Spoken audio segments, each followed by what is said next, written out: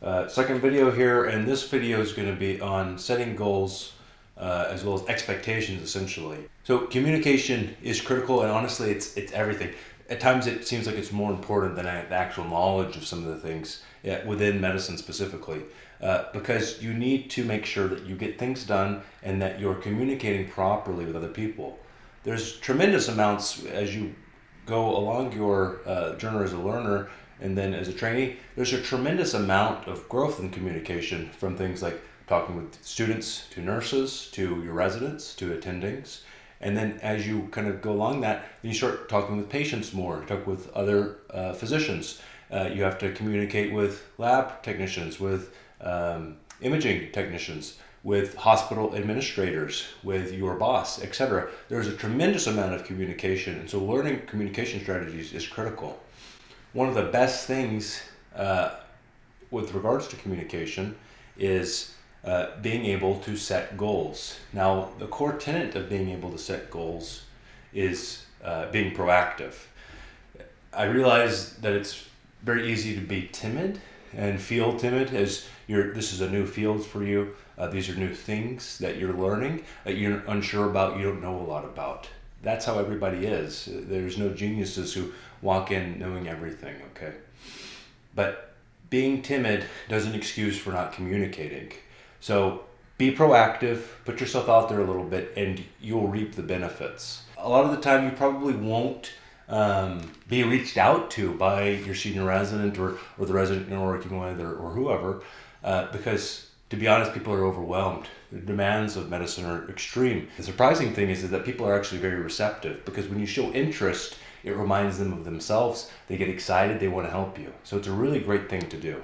So a great way to start setting expectations when talking to people is saying, these are the rotations I've done before. So if you're on a surgery rotation, you say, I've done OBGYN and I've done internal medicine, and I know how to throw a couple knots, but I haven't done hand tying. I haven't done blah, blah, blah, etc. I've seen a couple of consoles. I can write a history and physical. I've never done a daily progress note.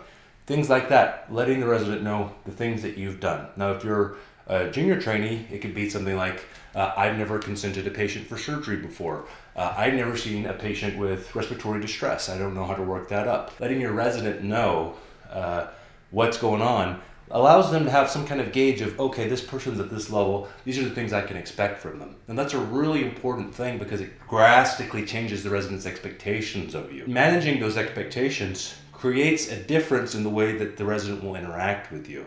They will open up doors for you, teach you more instead of expecting you to know how to do things. Another thing which is great to do is to say, hey, here's what I want to learn.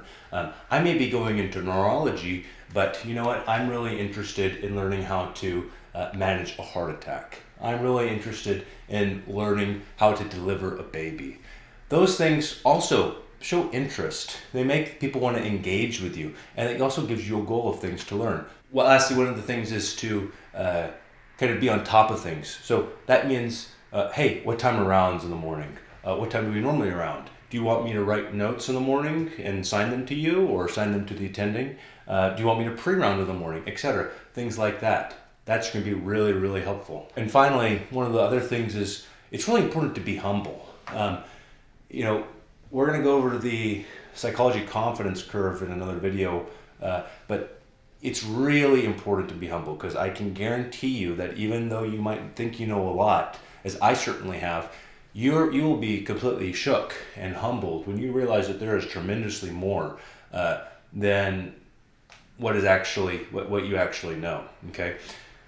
When I started residency, I remember as a medical student, I thought the interns sometimes didn't know what was going on, because they would be flustered, they'd be running around like crazy, they'd be like, I don't know where this is, I don't know how to do this, etc. They'd be very inefficient and be like, come on, man, like this is where this place is, it's really easy, you're just going to write this and do that. And it was easy for me because I had grown up in that hospital, I knew what was going on, and I wasn't actually doing the work.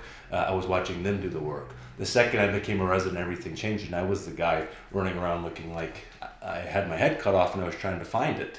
And the last thing that I want to say is this is really exciting stuff. I know it can be kind of daunting and intimidating, but it's really exciting. And the second that you have attitude change to where, or a perspective shift to where you're like, oh my gosh, just look at this opportunity to learn that I have. That changes not only how you interact with the world, but the people will see that and they'll change how they interact with you. Okay, so this is an exciting time. Get out there and enjoy it and try to employ some of these techniques. Let me know if this is something which is useful, or if you have other ideas and we could talk about it. All right, thanks.